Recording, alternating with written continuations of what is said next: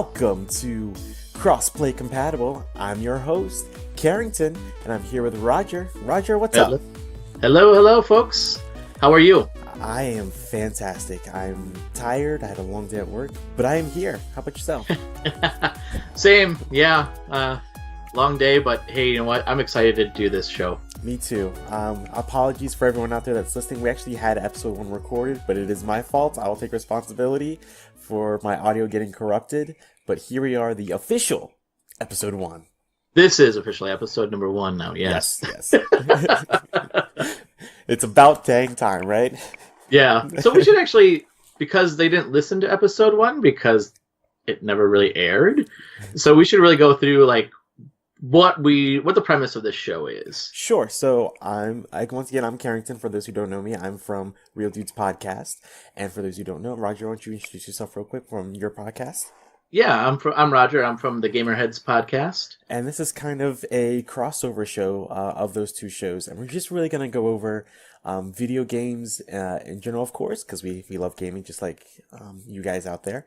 But in particular, we're going to talk about games that had a huge influence on culture and what that means for us as gamers today and what was going on in the world at that time when those games did come out and how we felt if we did play them when they came out or what kind of impact it had on our lives as we were growing up. So yeah, I'm excited. I'm pumped. And I'm excited and pumped and ready to do this. How about you? Yeah, sorry. Hey, I lost you there for a moment. You're good. I just kept talking, No okay, biggie. Good. Yeah, I'm excited. So this week I'm going to open up with, we always open up with an icebreaker. So my icebreaker to you this week then, Karrington, is what is the very first game you ever beat? That's a very good question. And I have to, while I search my memory banks, what is the first game you ever beat? Well, it's actually the game we're going to be talking about today, Super Mario Brothers 2. Yeah, that was the very first game I beat. That is fantastic. And thinking about it, it was probably either Sonic the Hedgehog 2 or Pilot Wings on the Super Nintendo. It was one of those two. Wow. That's so funny, like how different, and that's the other thing, our age difference is, well, yeah, there's an age difference here. Just a bit, yeah, just a little bit. But it's not too bad, though. It's not too bad, but there's at least a generation gap. Yes. So it'll be fun when we go through these games and talk about like our experiences and how games influenced us. Just the difference on from our age perspective as well. And which is really fascinating, and especially for this game because I think that it came out at an interesting time. So first, we're going to go about the history of the game we're going to talk about, which, as you mentioned, is Super Mario Brothers 2 on the NES. It came out in 1988, which I was not yet born. And I was, in 88, I would have been, let's see, 12, I think? Yeah. Wow. All right. Yeah. So, so a few things that I went through the history of what happened in 88. Okay. So, in 88, the U.S. actually started up their U.S. shuttle program again, 2.5 years after the Challenger disaster. That's kind of big. I'm a huge aviation guy, just in general, and for those, there are probably many people my age or younger probably don't even know about that event and how crazy just the crash was. But being an aviation buff myself, like that was big. Yeah, so to give a little perspective on that. I was in first grade when the Challenger disaster happened, mm-hmm. and there was a teacher on the spaceship, and I remember we were all brought into the library to watch the Challenger take off because the fact that there was a teacher on the spaceship, and I, being in first grade, that actually had a lot of scarring. I had a lot of nightmares after that, so. Wow, I didn't even think... I mean, it must have been crazy to see it. Did you watch it? I assume you watched it live. Yeah, we watched it live. And it was, like, pretty shocking. So what kind of... So at the time, what did you feel like when it happened? because I know that everyone loves space. Everyone wants to be an astronaut. Yeah. You know, as a kid growing up. I mean, it's just in our blood, you know? Yeah. Yeah. So what was No, it, yeah. what was it like seeing that happen live? Because I saw Columbia explode, but that was, you know, many, many years later after that event. Yeah. Yeah, well, I was, yeah, I mean, I remember that happening too. Yeah, I mean, when that happened, I just remember being, you know, I don't know, I just remember being really scared. It was just a strange thing that, you know, I mean, I don't know, I can't even describe it. It was just, it was just really scary, and I had a lot of nightmares after that. And even to this day, I still have a fear of like flying and stuff. I mean, I do fly, but I still like it's kind of like lingers in the back of your mind. So Of course, yeah. yeah, but this is 2.5 years after that happened, and they restart the shuttle program again. So in It was '88, successful. and it was successful. Yep, and then they also unveiled the stealth bomber in 1988. Oh, the B-2. Very nice. Yeah. I didn't realize it was in the 80s. Yeah, I know. Isn't that crazy? Yeah. Yeah, it is. Um, I love stealth technology because I find it fascinating. Because it's not... Because when you think of like a stealth, you know, like going invisible and stuff, but we're talking radar invisibility. And yeah. it's all about shapes and angles that really make those planes invisible, which I'm an aviation buff, so I just find that fascinating. Yeah. Yeah. Speaking of other technology too, the first transatlantic fiber optic cable was laid down, and that was able to carry 40,000 telephone calls simultaneously. Isn't that crazy to think about that now? Yeah, because now we have like cell phones and things. It's just like landlines. Yeah, I know, right? Whatever. Oh, it's so bizarre. The first major computer virus infects computers connected to the internet in 1988. Ooh. Carbon dating is established. I'm sorry, it's not established. Carbon dating was already established, but it establishes that the Turin shroud cannot be the burial cloth of Jesus, which is interesting. I remember that actually. Okay, I didn't realize that was a thing. Yeah, and then Prozac was introduced in 1988 too. That's quite interesting. I thought it was earlier than that, but I guess no, it was 1988. So, well, as I once said, I was not yet born, so it's just weird because some of those events I didn't realize were a thing at all. Yeah, yeah. So I mean, that's wow. So I found some other things I thought I'll just kind of touch on too. I thought this was kind of interesting. Let's see if I can find this again. Okay. They had the cost. Oh, here we go. Cost of a movie ticket in 1988. All right, lay it on me because I pay about $12 right now. $3.50. Oh gosh, what I would give. That's like going to like a matinee on a Tuesday or something price. Yes, but on the flip side, a dot matrix printer. What do you pay for a printer nowadays? I think my last printer I paid $50 for. Yeah, that sounds about right. I actually don't have a printer at the moment, but okay. Between $50 and $80, I would say is like a normal price for a printer. I would say. And that's a wireless printer. Yeah, mind you. That goes on Wi-Fi. That works. Yep. This is the dot matrix printer, the one that you had the. Oh yes. My mom had one when I was a kid. $189. Oh my gosh, you would pay that for a printer. Isn't that crazy?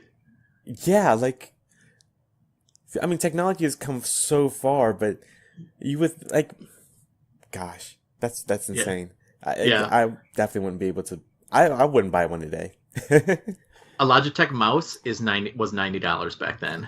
You know, you can get a mouse for CVS for $5 if you wanted to. I know. Oh my gosh. And then an IBM PC. Oh my gosh, this is so funny. 30 megabyte hard drive. Oh boy. Mono monitor and 512K memory for $1,249.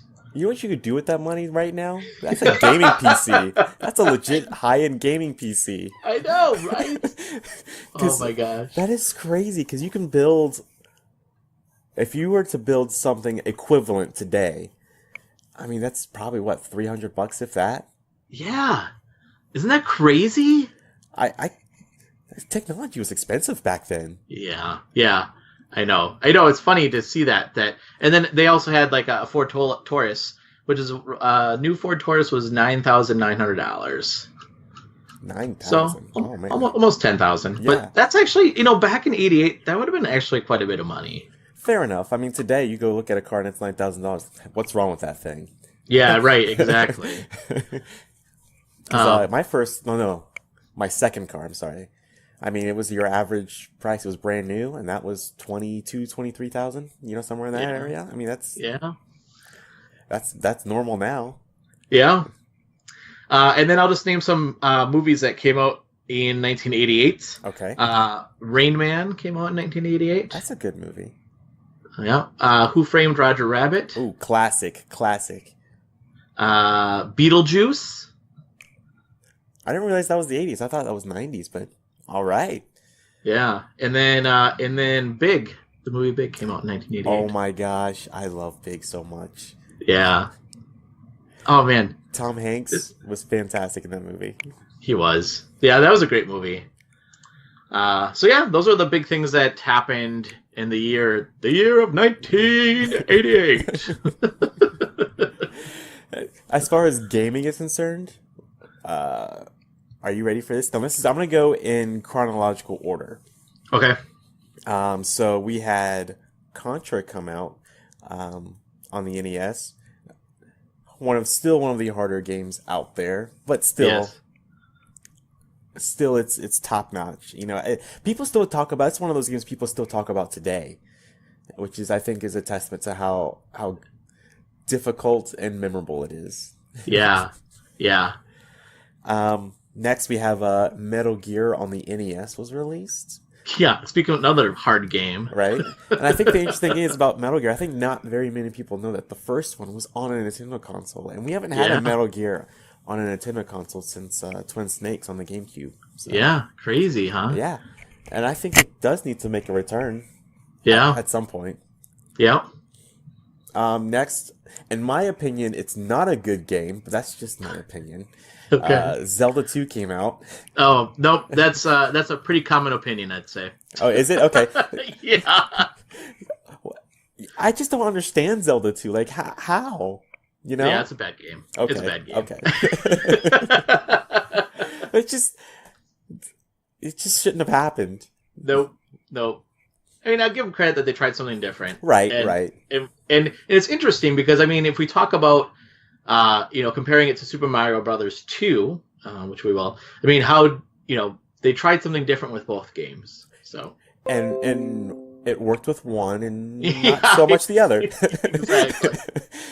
Okay, but next we have Ninja Gaiden came out also. Oh, that was a great game. And the thing is, too, when I was looking up the list of games that came out during 1988, there weren't a whole lot of ones that... there just wasn't a whole lot there, which I was surprised. But yeah, Ninja Gaiden was one. We haven't seen one of those in years. That needs to make a comeback. Yeah. Because I remember those on the original Xbox. The newer ones. Yep. Those were fantastic games. Also hard, but not as hard as the original one. Yeah. Phantasy Star, I love. I'm a huge Sonic guy, and I love Sega, and so Phantasy Star, I love the series, and I did not realize it was 1988. The first one. Yeah. Isn't that crazy? Yeah. That was a really good game. I think the second one, Phantasy Star 2, is my favorite personally, but Phantasy Star was really good too. Yeah, that was a good game. On the Apple II, I know where you're going with this one. the first John Madden football was released. Actually, Isn't that crazy? That is crazy. You can't find Madden football on a PC anymore. It doesn't exist. Yeah, and I mean, it was the start of the series. I remember reading an interview with John Madden, and I think EA still produced it back then, if I remember right.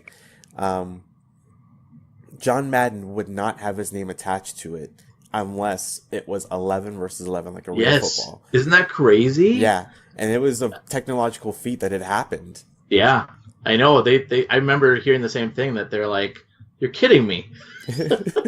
We have to do this, right? And somehow they made it work, and now it's still standing and going strong every year.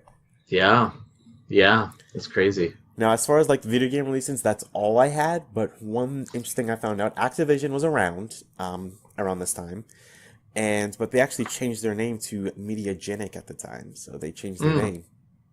Interesting. In 1988. Eventually, Nice. they changed it back to Activision, and now they're Activision Blizzard. I found out recently, but whatever. Huh. Yeah, you're right. I mean, I know they bought out Blizzard, but I didn't know they changed it to. Now they're Activision Blizzard, so Yeah. they're going through some changes over the years. But yeah, those are the bigger really. Oh, I missed one. So I missed one. A very big one actually. Final Fantasy II came out also in 1988. Oh yeah. Mm-hmm. That's right. And then the other thing that I saw that I don't know if you played any of these games, but the Pool of Radiance, which was the Advanced Dungeons and Dragons game that came out on the computer. So that was a really hard game, but it was really cool because up to this point, obviously I played a lot of Dungeons and Dragons as a kid, and then to be able to play that on the computer was really cool. So interesting. I've never played those games before because I saw it when I was thumbing through, but I didn't know what it was. Yeah, you should give it a shot. It's pretty cool. Okay, I definitely will because I love D&D, and I love games that encourage it. So I'll definitely check it out. Yeah. Yeah, that's the only other game that I had that really kind of stuck out. Oh, actually, there was one more. Yeah. Sorry. Yeah, the one other game that I'll mention is the game Narc. Do you remember this? Do you ever hear of this game at all? I don't think so. Okay, so it was a game, and I believe that you were basically hunting down drug dealers. Really? Yes. They had a game like that? Yes. It was a violent time for video games. You know what's funny? If that game was released today, it probably would have been, quotes, controversial. Yeah. I remember I had that game. So yeah, I'm surprised I had that game. I'm surprised my parents let me have that game. They probably didn't care back then, like they do now. Right, exactly. So, yeah, the object of the game was to arrest and kill drug offenders. That's that's another reason why I wish I could live back in the day. Because the risks people took back then, I think, were fantastic. We don't take risks anymore because we're too afraid that people will be offended. In my opinion, that's my opinion. Yeah, that's interesting. Yeah, it's a different time for sure. So, oh yeah.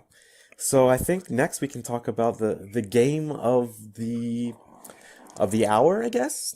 Yeah. Well, should we take a break first and then we'll come back? That's a good point. Yes. Let's take a break first. And when we come back, we will talk about the one, the only Super Mario Brothers 2.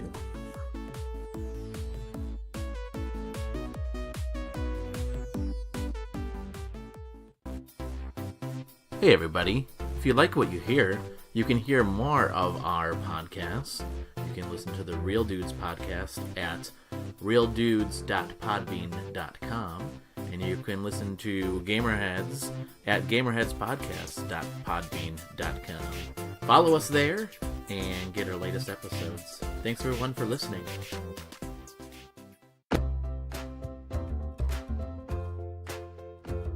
So you've been listening to our podcast, and you've been thinking, you know what? I can do that. Yeah, you can. You can go through Podbean, our affiliate, and you can get 1 month free by going to podbean.com/GHPC. Podbean is what we use to host our podcast as well. On Podbean, you can host your podcast, and you can publish it there. It's actually quite simple to use. Again, to get 1 month free, you can go to podbean.com/GHPC. That stands for Gamerheads Podcast. Alright, thanks everyone, and back to the show.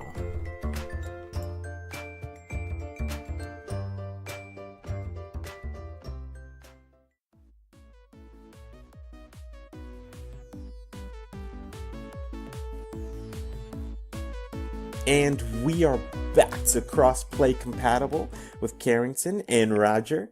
And like I said, we are going to talk about Super Mario Bros. 2 today, which is why we're here, talking about 1988. Super Mario Bros. 2 released in America on October 9th, 1988. Of course, after the huge success of the original OG Super Mario Brothers. Now, one thing I will mention real quick, Roger, you know, I said I wasn't alive yet when this game came out. My parents weren't even married yet, so I think they were dating at the time. You weren't even a twinkle in their eye yet. Yeah, not even close. They married in '89, which is funny now I say that. They were married in '89. As of yesterday, it's been 28 years. So, congratulations to my parents. Yeah, happy anniversary. Thank you. Yeah, they're very happily married and still going strong. Nice. But anyway, coming back, my dad did have an NES, and according to him, I was about 2 or 3 when I played Mario for the first time. And according to him, I was doing really well, and I've been playing games ever since. Now, on the NES... You are a prodigy. Holy cow. I guess a little bit. But I remember on the NES, we had 1 and 3. We did not have Super Mario Brothers 2, for whatever reason. And I didn't really think anything of it. And then it wasn't until I was about 7 or 8 years old, I got the chance to play Super Mario Brothers 2. And my first initial thought was, are you sure this is a Mario game? Because it doesn't feel like it. This is so weird and bizarre. Like, I liked it, but it just didn't make sense to me. It was a weird game. And for those of you who don't know, it was actually basically a reskin of another game, and then just repackaged as. And we are talking about the U.S. version specifically, not the Japanese Super Mario Bros. 2. Yes, because the Japanese. This game did come out in Japan, but it came out much later, actually. Yes, you are right. It was. I'm looking at it right now. It came out in 1992, which I was born by then. Now, playing games according to my dad by 92. But yeah, I don't know why they made that choice, but it was an interesting choice, and for them it seemed to work because, like I said, it was such a bizarre game because it's so different. When you think of the first Super Mario Brothers, the way it opens, you got your Goombas, and you just start off, you get the mushroom, you grow up, and you just go on. It's got that tune. But Super Mario Brothers 2, when it opens up, it's just, the enemies are so different. It looks different. The artwork is different. And it's just what happened, But I mean, like I said, and it introduces a lot of the characters that we still know and love today. Like the Shy Guys were introduced, Birdo was introduced, and those are characters that we still see a lot today. Then they're iconic now.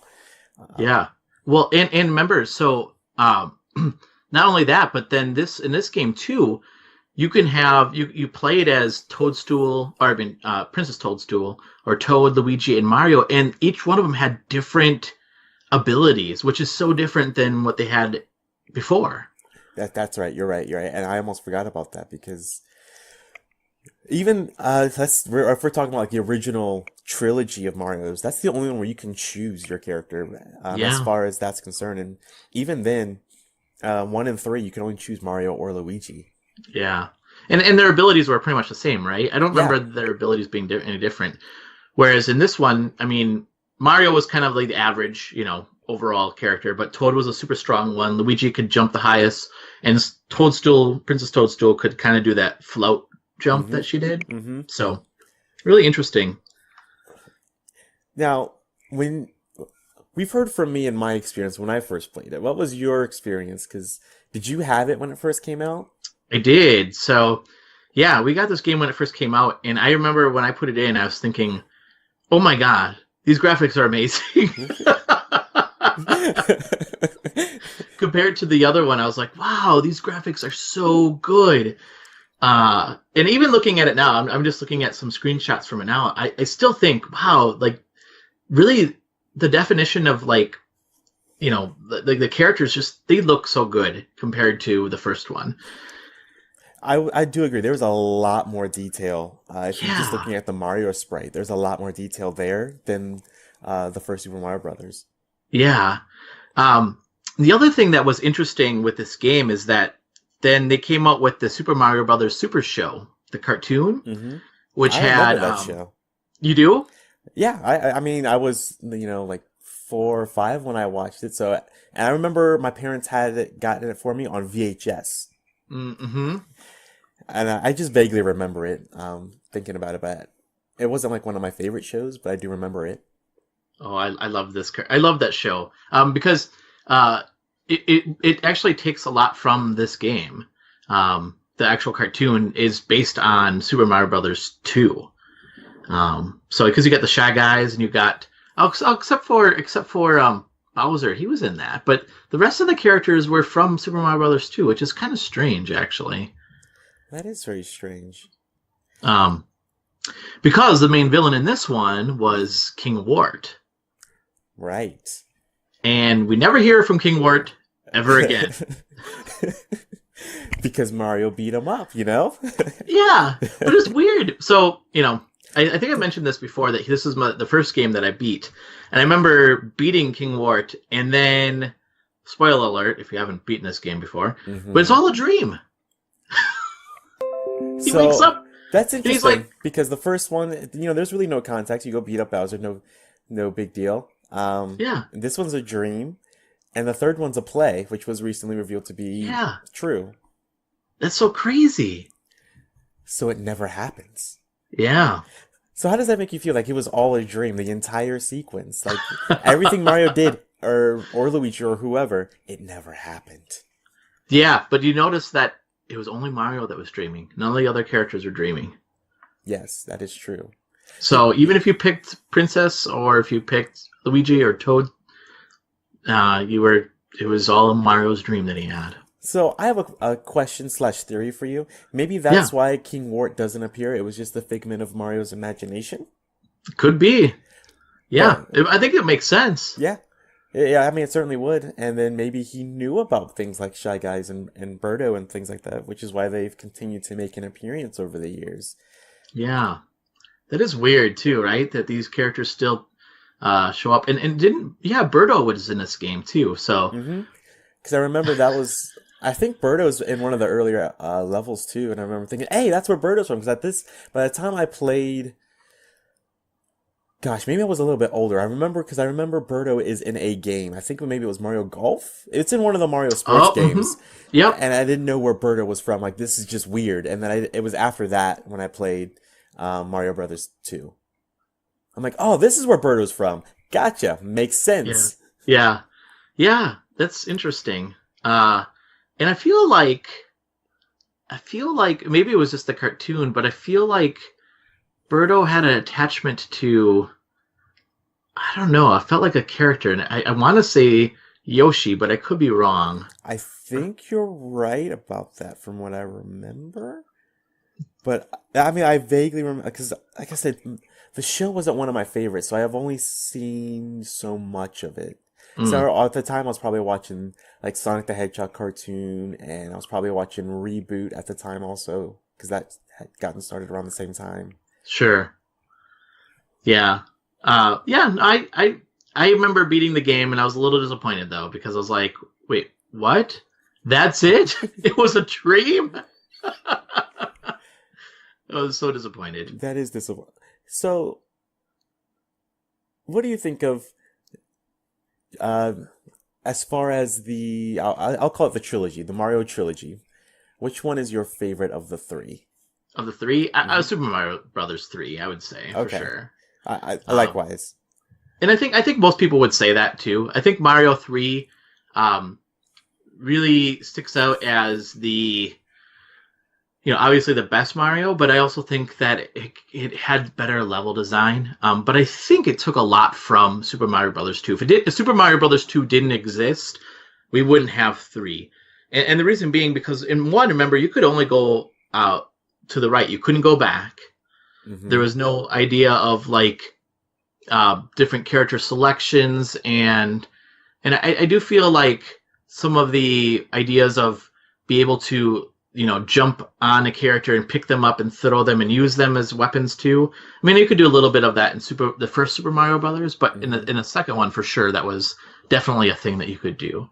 So I think that while I think Super Mario Brothers 3 is definitely the better of all three of them, I think it does owe a lot to having the second one there, just from a mechanic standpoint. And if I could just real quick, like, do an analogy for anyone who may not even really get the references we may be making right now. The first Super Mario Brothers, we can liken it to Super Mario 64. You know, just big and innovative and iconic, and still going on to this time today.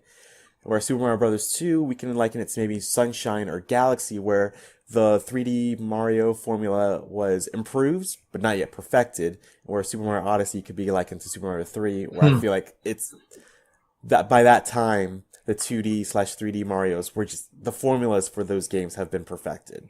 Yeah, that's interesting that you bring that up. I guess, yeah. I mean, it's so funny that again, this is I think the difference in our perspective of playing games and what we grew up playing games. Mm-hmm. Because I certainly played the first 3 Marios, and I played Super Mario World, and I pretty much stopped playing right around Super Mario 64. I mean, I played that one, but after that, I mean, I didn't really get into Mario so much after that game. Gotcha. Because I moved towards more my Sony PlayStation and stuff. Okay. And then I became a Sony guy. Gotcha.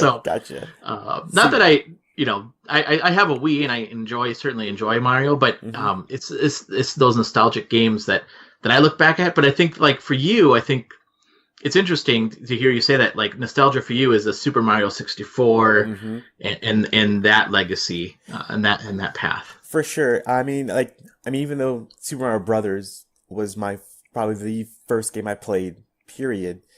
I was too young to remember a lot of the things I may have been feeling and going through at the time when I was playing it. Whereas Super Mario 64, that was, I was 5 or 6 when that came out. And I can definitely remember that a lot more and a lot better. Maybe I was 7. When did the N64 come out? Was that 96?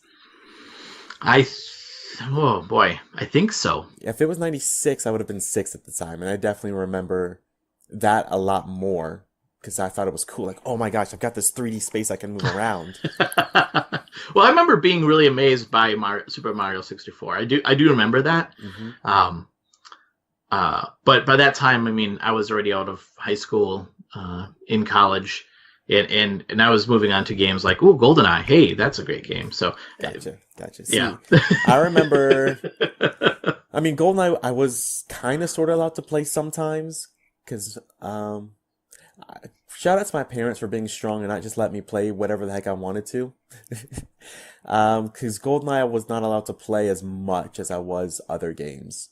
Because, I mean, I'd still play GoldenEye, but it wasn't until I was like, right before the GameCube came out that I played GoldenEye. But, like, I grew up, when it came to N64, I grew up with Mario 64, Ocarina of Time, of course. Star Wars Shadows of the Empire and Star Wars Rogue Squadron were like the, I guess, top games I played as a kid at that time on the N64. And so those are like my definitely like go-to games when it comes to like nostalgia for sure.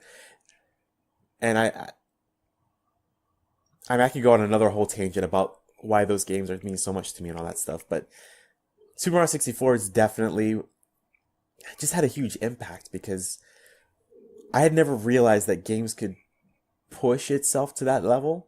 I mean, I'm 6 years old. I was at that time. I was used to 8 and 16-bit games, and I thought those were incredible. I loved Pilot Wings. I loved, gosh, what else did I play at the time? Pilot Wings, A Link to the Past, Super Mario World. Of course, Sonic, because I had a Sega Genesis also. So Sonic 2, to me, is the best of the Sonic series for many, many, many reasons. But yeah, it's just crazy to think that my nostalgia is more 3D based than it is 2D based. Yeah, it is interesting. Yeah. And did you ever beat this game then? Did you ever Super Mario Brothers 2, I did not beat. Actually, out of the 3, I think I've only beaten 1 and 3. Okay. I will say that Super Mario Brothers 2, not only was it the first game I beat, but it was the first game that I beat that my brother didn't beat. Ooh, little sibling rivalry. Yeah. So, yeah. So it always hold a very, very special place in my heart because I was very proud of that accomplishment. that was back in the day when I actually beat games. Gotcha. I remember those days too, and I remember the days where you only had maybe 5 or 6 games for your system, and not exactly 50. Yes, exactly. That's also very true. So this game actually, one other thing I'll just mention about it that it yielded 10 million copies sold. And it was the 3rd highest-selling game ever released on the original NES at the time. Even now, the amount of copies, that's still insane. Yeah, right? I know. And it got, let's see, GameSpot gave it an 8 out of 10. And it's ranked 108th out of the top greatest games of their time by Electronic Gaming Monthly. So certainly, for sure, this game certainly had an impact, just from the standpoint that not only did it build upon the original Super Mario Brothers, but it improved it, and it had features that we still haven't seen in quite some time. Yeah. And a lot of the smaller characters and enemies have come from that game, the US version, which is surprising too when you think about it, because Nintendo being a Japanese company, they certainly cater to, I feel like, their own market in Japan before they market to us Americans or certainly anybody else around the world. So, that's also different for Nintendo to cater to a US audience. Yeah. Yeah, I would like to see these characters being explored again. I would like to see Mauser and was that his name? Mauser, I think it was, and King Wart for sure. It'd be fun to see these characters and Birdo, make a comeback. And I know Birdo was in some other sports games, but it would still be fun to see King Wart make an appearance somewhere. And I know in Odyssey they started bringing back like Pauline and some of these earlier characters. It'd be cool to kind of explore some of the history of Mario in this as well. I agree. I totally agree with that because I was on one of our episodes. We had talked about that because that Mario Odyssey has more lore to it as far as like going through the history of Mario than any other Mario game we've seen in the past. And small little known fact, the new Donk City level is supposed to be the same place that the original Donkey Kong takes place in. Oh, interesting. Yeah, which I thought was very interesting. You don't see that kind of thing in Nintendo, well, Mario games very often, at least. Yeah, and a side note, did you know, so in the original Donkey Kong game, that Mario, or Jumpman at the time, was not a good person. Yeah, and shout out to Game Theory for bringing that out also. Yeah, I was like, when I read the history behind that, I was like, what? Yeah, Donkey Kong is supposed to be really, honestly, saving Pauline. Yeah, and Mario was not very nice to Donkey Kong. No, not at all. So, interesting discussions about the lore behind Mario, I guess. So, and in this game, it's I think it's unfortunate. I think that this game, the lore is there, but like not many people know much about Super Mario Brothers 2 because those characters are not really ever explored ever again. Yeah, and I feel like it's just for whatever reason doesn't, even though Nintendo carried on the legacy of Super Mario Brothers 2, for whatever reason, fans have not particularly, what's the word I'm looking for? They haven't really taken to it, I guess. Even though it sold really well, it's not something that's talked about very often. It's usually Super Mario Brothers 1, 3, or World that get all the love and attention. Yeah. So, yeah, you should check it out. I mean, I think that you can certainly find this on... Oh, it was on the NES Classic, wasn't it? Yes, it was. Okay. So if you can find one... Yeah, if you can find an NES Classic, let me know. Exactly, me too. According to Nintendo, they're supposed to be starting up production of those again sometime next year, so... Yeah, I mean, I think we'll see it. But I think it also... Wasn't it part of, like, the... what was that? The Super Mario Brothers All Stars on the Super. Yep. That was the Super Nintendo, right? Yep. Yeah, yeah. I had that. And I think and then they came out with the Wii version too. Yes, they did. I didn't get it on the Wii though, but it did come out on the Wii. And who knows? Maybe we'll see some love on the Switch because that's supposed to be getting a virtual console-esque type that would be cool treatment here pretty soon. So that would be cool. And if you are interested in seeing the Super Mario Brothers Super Show with Captain Lou Albino as the Super Mario Brother, or Super Mario, I should say, you can catch it on Netflix. It's actually on Netflix right now. Oh, yep. I don't know what I'll be doing today right before I go to bed. Yeah, I will say it's you will be. I think you'll find it interesting to see all the references from 1980s. So I'm excited now. Maybe I'll have a different perspective for it now that I'm a bit older. Yeah. Okay, maybe. We'll see, right? Yeah, I think I watched it again and I'm like, it's okay. It's not bad. Gotcha. It's interesting. Well, there are some cartoons can stand the test of time no matter what. Yeah. Maybe. Yeah, I'm not sure if this is one of them. Okay. Maybe 5-year-old me was onto something. Yeah, but it's still Mario, so it's cool. So So well, let's wrap up our show then. Right. That'll be the end of the show here. Karrington, how can people get a hold of you? So you can get a hold of me. I'm on Twitter at DesertFury90, or you can. I'm also on the Real Dudes account also at RealDudes_pod. If you want to email me, martin.carrington@realdudespodcast.com. Instagram at Desert Fury, and then if you want to hit me up or play with me, you can hit me up on Xbox Live at DesertFury90, and if you want to know my Switch code, just hit me up. Cool. And then how can people listen to the Real Dudes podcast? So if you want to listen to Real Dudes, we are everywhere that you can listen to a podcast.